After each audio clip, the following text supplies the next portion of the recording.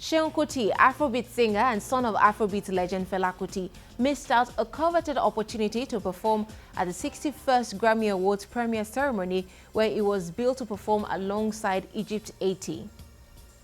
He missed his flight due to, quote, the weirdest ticket mix-up in history, which cost him his set.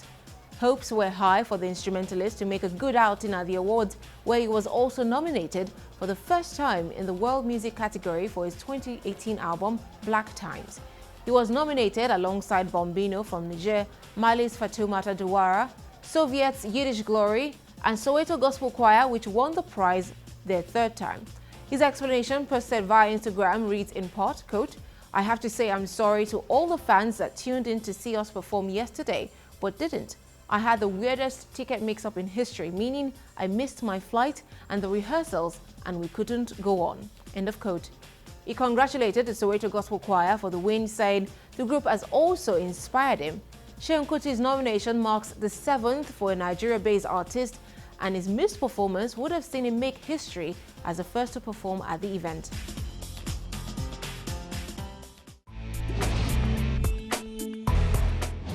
Seun Kuti's nomination makes it the 5th nomination for the Afrobeat genre of music. The other 2 nominations went to Juju music as performed by King Sunny Ade. With the growth of the Nigerian hip-hop sound and artists, a good number of music followers are beginning to wonder why the attention from the Recording Academy, organizers of the awards, appears to be focused on indigenous sounds. Joining us now to help us understand how all this works is music promoter, songwriter and artist manager Ifeomoregbe. Thank you so much for joining us on the show. Now, in the past years, we've seen 7 nominations for the Grammys going to Nigerian artists, but all of them have gone to indigenous genres, Juju music, Afrobeat. Are you surprised? Oh, not at all. Why not? If the yardstick is the Grammys, I think, in my opinion, that is primarily a categorization issue, right? If you noticed, all the 7 nominations have gone to artists whose work fall under world music category. The Grammys have this world music category that takes into consideration the pulls content from a wide range of sources in terms of genre and geographical space. So for world music, for example, you probably find an artist from Nigeria, from South Africa, maybe an artist from Bangladesh. You can find an artist from, Saudi Arabia.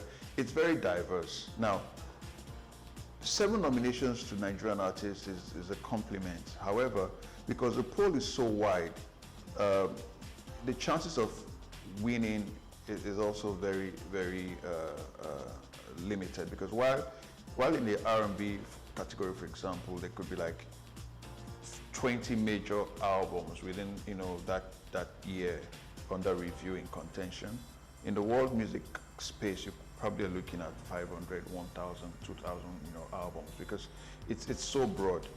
So it's a strength and a weakness in itself. Now, the reason why a lot of our contemporary artists' works are not getting Grammy nods in terms of nomination, it's also down to categorization. So, for example, there's a Wizkid album or a Burna Boy album, Davido, a Tubaba album. If there's a Faust album, what category is he going to be vying for at the Grammys? Are you going to put a Faust's album under world music genre? Not likely. Are you going to put Faust's album in the best hip hop or best rap album category and expect that it will get nomination, at the Grammys? The chances are slim, not because the album is inferior, right? But because a lot of the people within the voting academy, they're more familiar, they're more comfortable with an album from Drake, for example, with a Jay-Z, with a Travis Scott and all these guys. So the Grammys has its nuances, and that's why I think these things happen. Now, the appreciation for these indigenous genres on a mainstream scale seems to be thinning out. Are you concerned? Because if you look outside the country, it seems like people still appreciate it, but back home, We rarely see new, young, vibrant artists come on as new stars in any of these genres. Now, does this imply that we may see these genres go extinct at some point? And are you worried? In terms of this genre is also the popularity waning. I think that's also not correct, because if you take a closer look at the arrangement, you find that a lot of juju, Afrobeat music and all of that, there's heavy appreciation within the music festival space. So while a Davido, while a Tubaba would play certain types of concerts internationally, they go to the States, play some House of Blues and all of that.